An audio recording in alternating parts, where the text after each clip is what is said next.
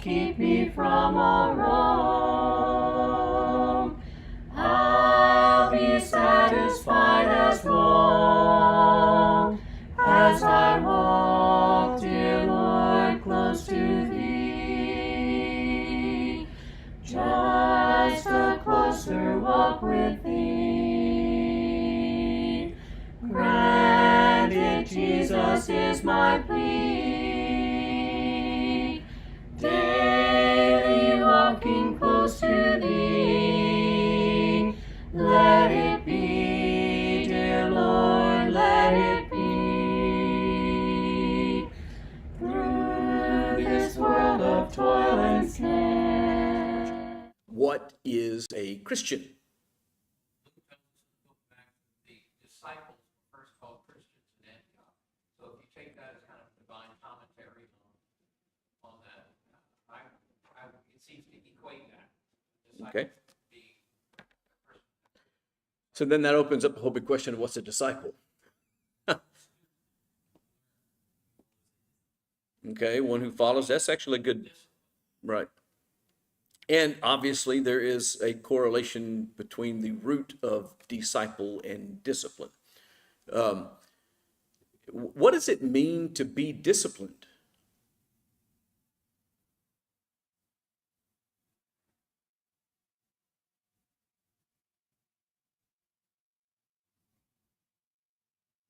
Lots of wheels turning. Go ahead. Discipline means to train. Okay. And so if you go back, that takes into account it's used from a punitive sense, and it's used as an educational sense. So I would have to say that if you go back to that, go back far enough, it means to be trained. To be disciplined is to be trained. What is, I guess, common English synonyms?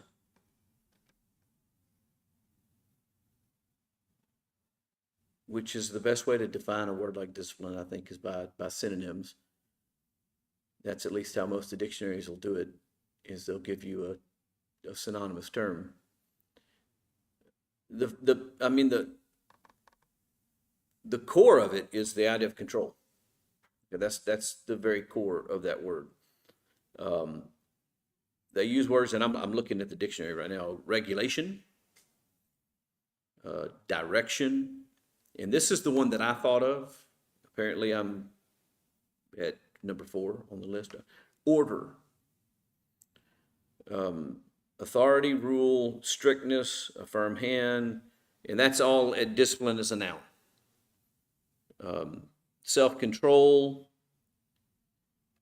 controlled behavior.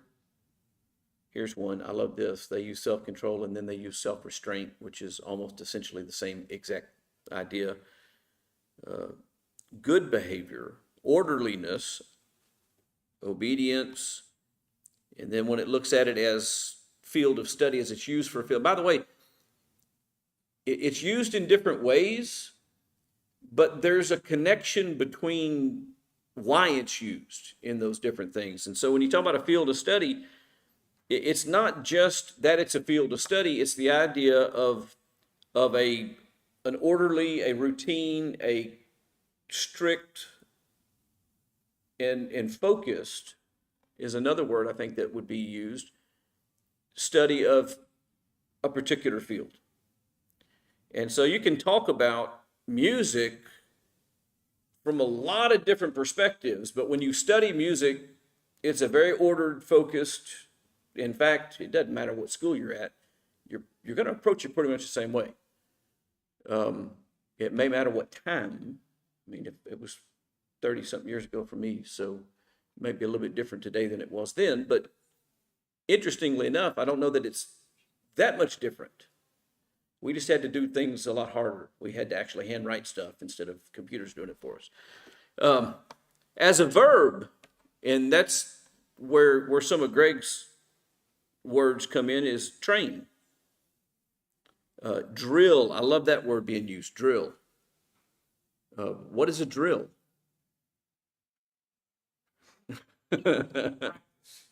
Practice, okay. That is exactly what it is. We usually associate that term drill with one of two things. And by the way, these are related as well. What was, okay, a test. The military. The military runs through drills. And marching band. Their shows are called drill.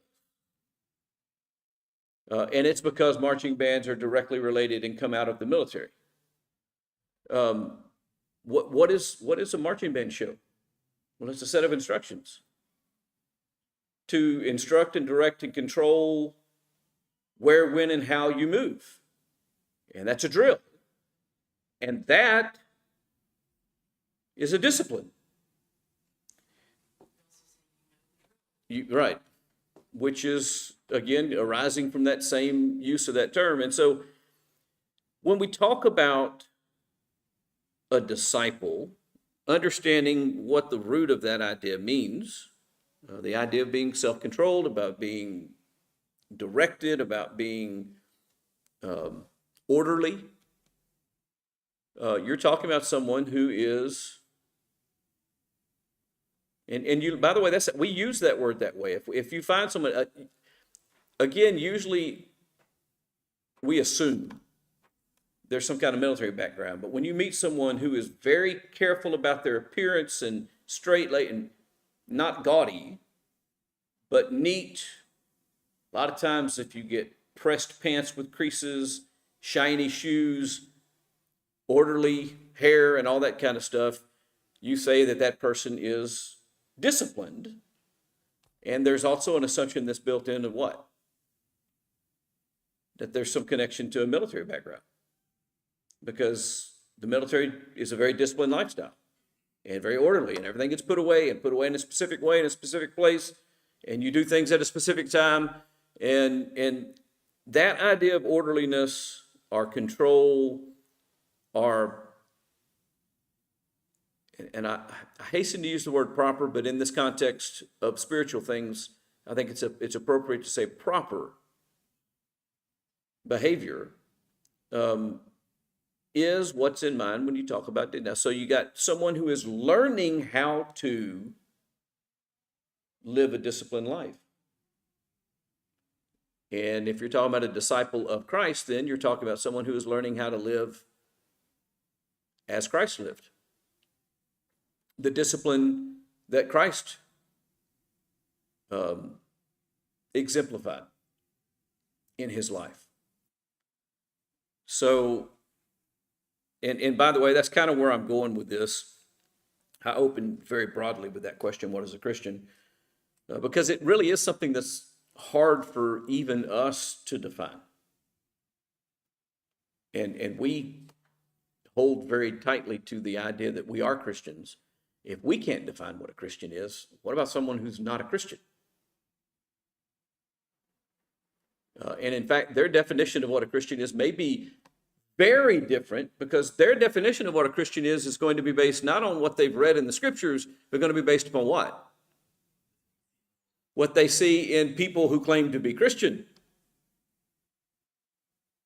And we would do well to listen to how they define Christians, because it reflects directly back on how we are living and carrying ourselves. But anyway, anybody know how many times the word Christian is found in the Bible? That is a good answer, not very many. Not very many at all. If you count the one that Greg mentioned, which is the first one actually on my list, and it's plural, Christians, the word appears 3 times. That's it. And so Acts 11:26, it says, when Barnabas found Saul, he brought him to Antioch. For a whole year they met with the church and taught a great many people. And in Antioch, the disciples, I'm going to stop here for a second and make one other connection. This is a 3-item equality. They met with the church and the disciples were first called Christians. And so you can say that the church equals the disciples, and the disciples equals Christians. And so when you talk about the church, you are talking about disciples. And here it says the disciples were first called Christians. And so a Christian is a disciple, a learner, a follower of Jesus, someone who is seeking to live an orderly life, a disciplined life. Christians were different enough from both Jews and pagans. And that's what's in Antioch. There are pagans in Antioch.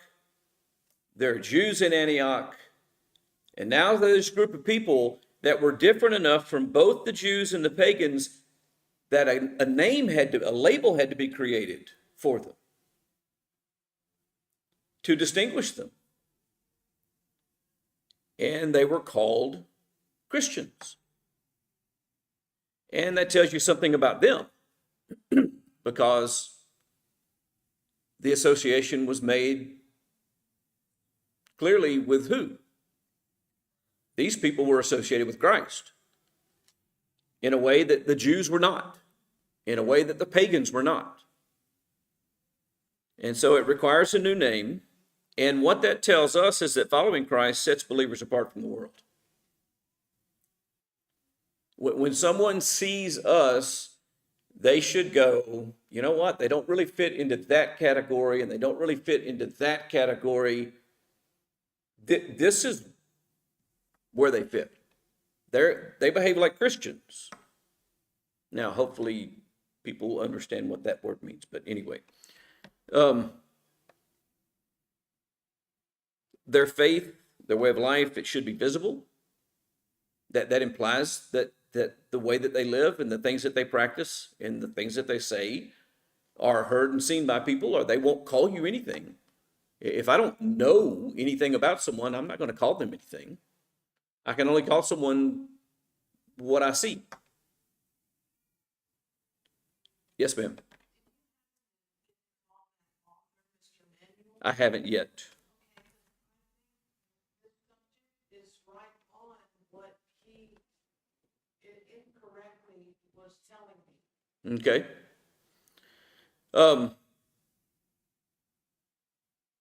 Even that their faith and their way of life should be visible and identifiable, even when that leads them to being labeled or misunderstood. It should be clear enough to people that that's what they want to, okay, this is what this person is. And I hate doing this during the political season, but I'm going to do it. When you say this is a Republican and this is a Democrat, what are you doing? You're labeling, and sometimes it's appropriate, sometimes it's good, but ultimately you're labeling and saying, this is a set of values and beliefs and practices that this individual does, and it's contrasted to the sets of values and beliefs and practices that this individual, that's what the two-party platforms are all about. That's the reason there are two parties. If they all had the same values and beliefs and practices, there would not be two parties. There would be one. It's what makes us distinct that makes us identifiable from other people, not what we share in common with them.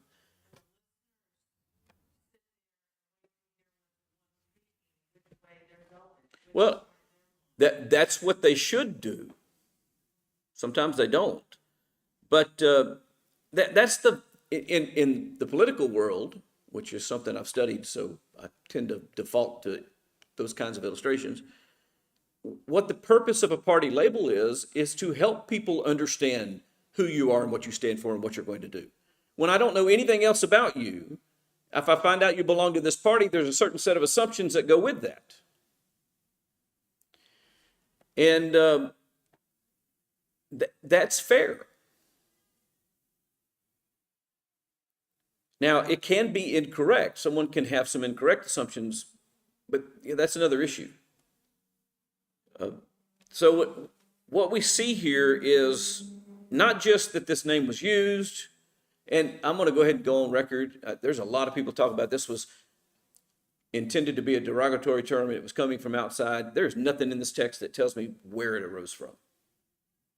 It just simply says, this is the first place they were referred to as Christians. I don't know who started calling them Christians. I tend to believe it's the name that God had said that they're going to be called by a new name. But at the same time, that still doesn't tell me whether that's a name that God intended or whether it arose from somewhere else. I don't know. I'm not going to say it was intended to be derogatory or not. I don't think it matters. What matters is we see that they had enough of a distinct life that it was necessary for them to take on a new identity. And a lot of these Christians were former Jews or former idolaters. And they became Christian. And there has to be some mark. And by the way, we have that example of Saul when he goes back to Jerusalem for the first time, who was a zealot of a Jew when he left Jerusalem. And when he come back, he's preaching Christ crucified. He tries to associate himself with the brethren there. What do the brethren do? They were afraid of him because they knew what he had done. He was not just a Jew, but a Pharisee of Pharisees who had the practice of persecuting Christians. But Barnabas was able to go and say, hey, listen, I know him. I've seen him. This is what he has done. And then what were they able to do? Accept him as a Christian. Okay, if that's the things that he's doing and saying and believing and practicing, then he's one of us. He's like us. And so it teaches us that is more than just a name. It's more than just a label. It's a life and a practice of speech and conduct that associates you with a certain set of values and practices and beliefs. And then I have to ask myself, do I live up to the name? Okay, so we can talk about all those things from that first use of it. In Acts 26 and verse 28, it's used again. Paul is here speaking to Agrippa, and it says, and Agrippa said to Paul, in a short time would you persuade me to be a Christian?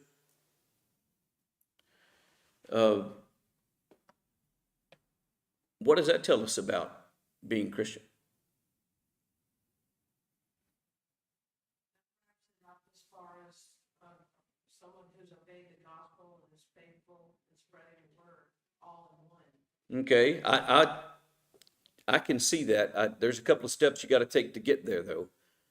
Where does it start? What's the key word in that verse? Persuade. That's the key word in that verse. It's logical. Okay.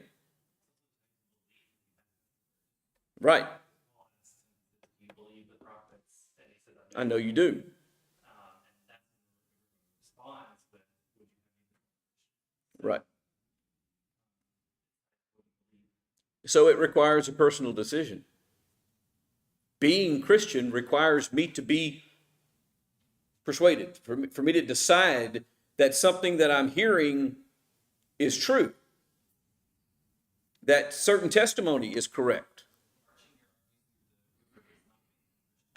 That is correct. Neither does a 12-year-old boy shoving his best friend underwater in the swimming pool.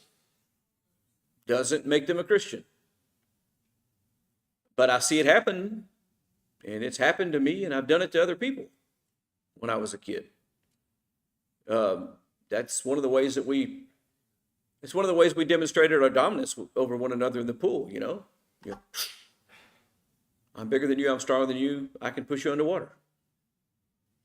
Voluntarily submitting to that takes quite a bit of trust.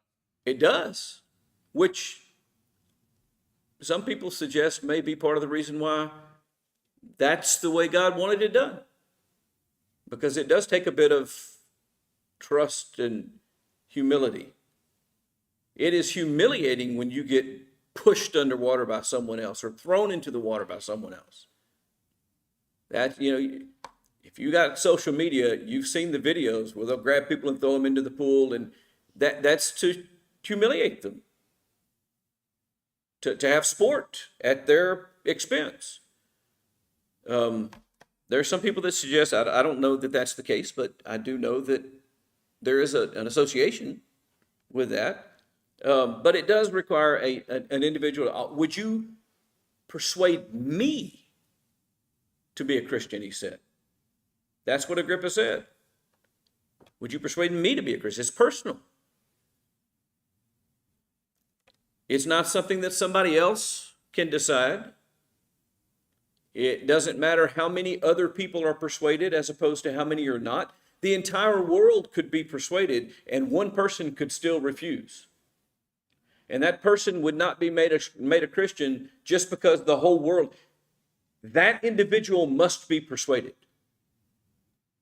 And again, it's not just doing the things, it's doing the things because you're persuaded. Which is part of what makes hymns like Almost Persuaded and all those other things that we sing so sad. The idea of just almost, but not. The message of Christianity, though sometimes resisted and dismissed, is compelling and it's confrontational. The gospel is confrontational. Can you preach the gospel to someone without them being confronted? And the answer is no, because what must anyone come to realize? I'm a sinner. I've done wrong. And I can't do anything to extricate myself from that situation. That is by nature a confrontational message. Because that's way up there high on the list of the things that people don't like to be told, is that we're wrong. And that is exactly what the gospel says to you. And it says it to me, and it says it to the next guy walking down, and anybody we share it with. And then sometimes people take it to a secondary level and they'll say things, but if I acknowledge that this is true, then what am I saying about my mother or my grandmother? That's just a secondary application of the very same issue. We're being confronted with the truth of the gospel, and even if someone dismisses it, they still are confronted with that. And in fact, often that's why they dismiss it, because they're confronted with it.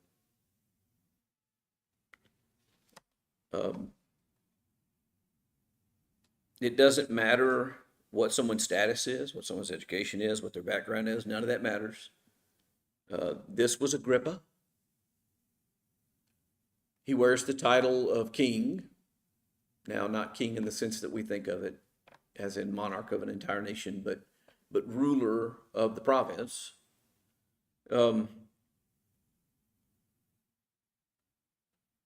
It confronted him. He had to make a choice.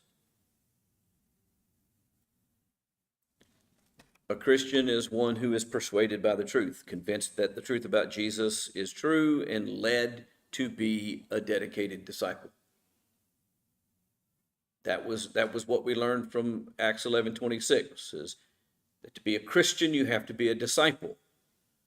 And here we find out that in order to be that disciple who is a Christian, you have to be persuaded by the arguments. Do you believe the prophets? Would you persuade me to be a Christian in such a short time? The third use of this term is in 1 Peter chapter 4 and verse 16. If anyone suffers as a Christian, Let him not be ashamed, but let him glorify God in that name.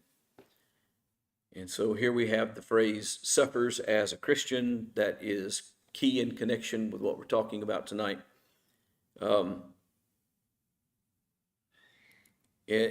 I guess we learned, well, maybe before I say what I have to say, let me just open it up to the floor. But what does that teach us? What does that mean?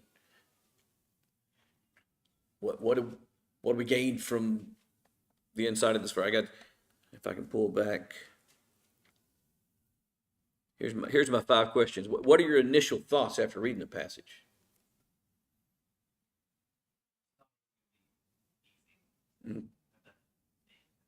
Okay, that's a good observation.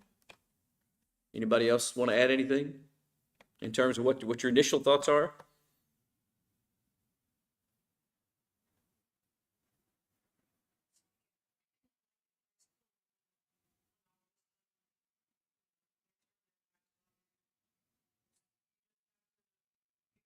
Discipline, you have to stand tall. You have to spread the word no matter what. Your dad was a military man, wasn't he? Now, how did I know that? Because the answer to suffering was you have to be disciplined and you have to stand tall in the face of suffering. That tells me something about her upbringing and the mindset that went into it and the type of discipline that at least was tried to be enforced in the house.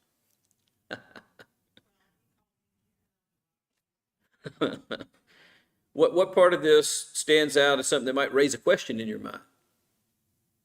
Or what questions might be raised?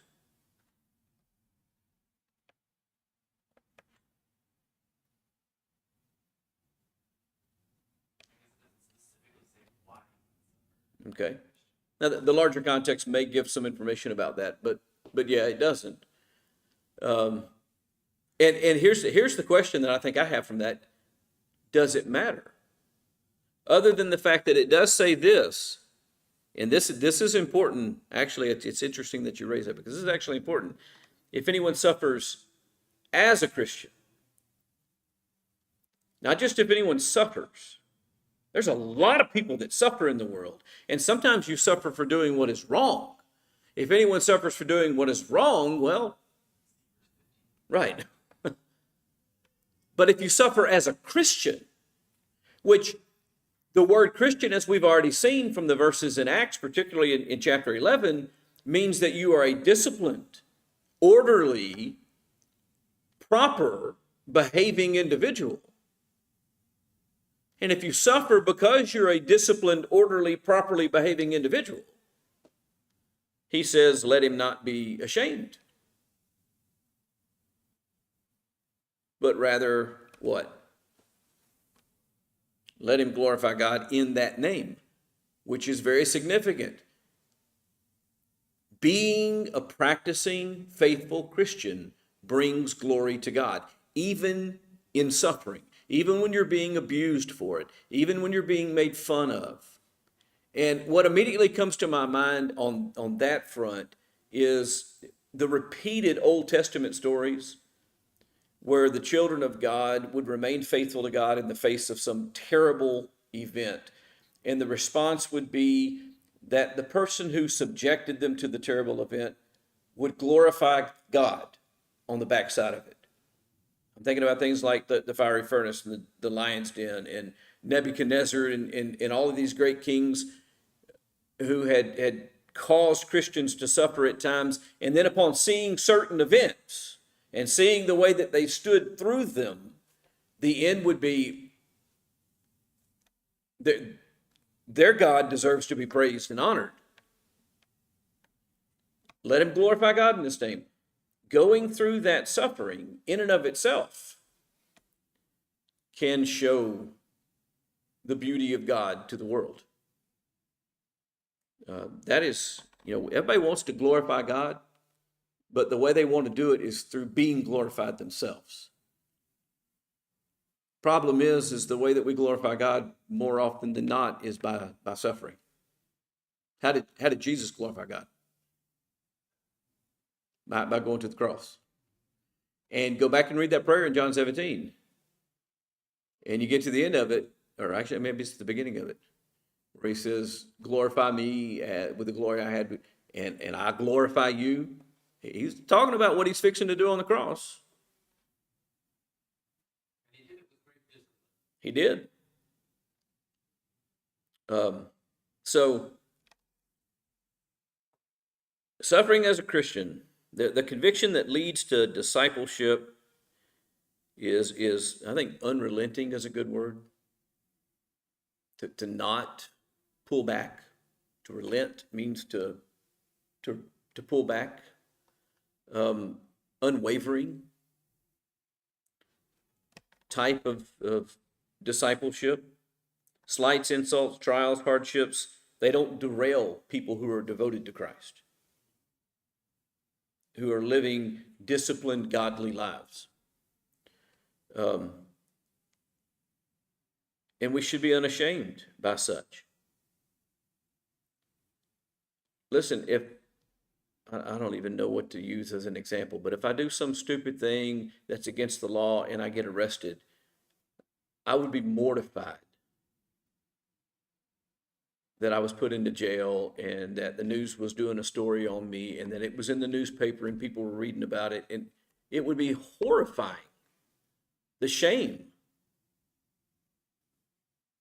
And yet Paul and Silas go to jail and get beaten and get put in the stocks, and they're singing praises to God. They're not ashamed. In fact, he would say that he was honored to suffer with Christ. Unashamed by such things, happy to see glory brought to God. There's a popular phrase going around among some brethren right now, altars over stages. Talking about preachers in pulpits. We're not on a stage performing to an audience for accolades to ourselves. It's an altar, and it's all about God and all about the sacrifice of Jesus. And it doesn't really matter if I'm even noticed. I'm glad that God is being glorified.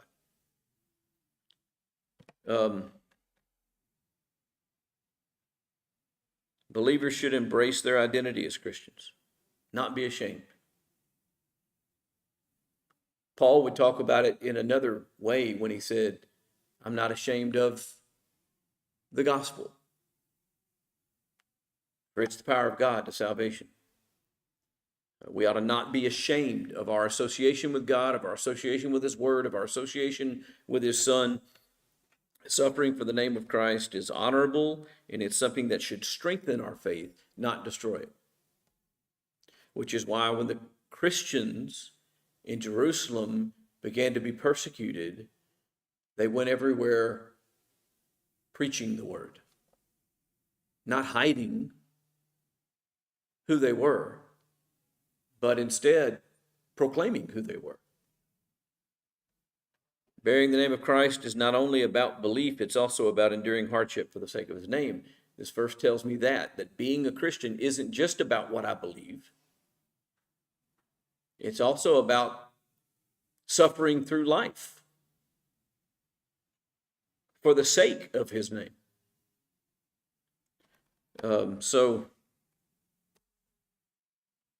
I'm not sure we always fully appreciate what it means to be a Christian. And I'm not sure when we tell people, I'm a Christian, that we always realize what that should mean, is the way I'll say that. We usually use it to distinguish ourselves from an atheist or an agnostic, or a Muslim, or among us, sometimes it's among other, we want to distinguish ourselves from other denominations. And they'll say they're whatever denomination. Well, I'm a Christian. Well, what do I mean by that? And do I live up to that name? That is something worth asking. So anyway, anybody have any final comments? It's about time to stop.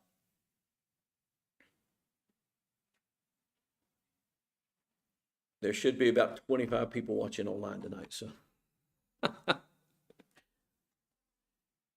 All right. Thanks for everybody's participation and attention, and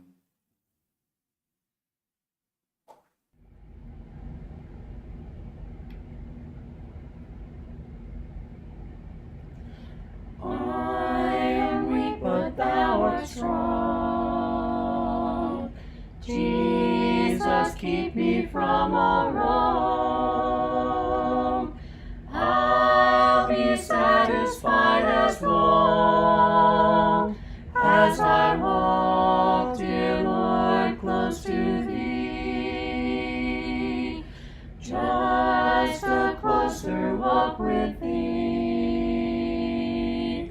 Granted, Jesus is my plea.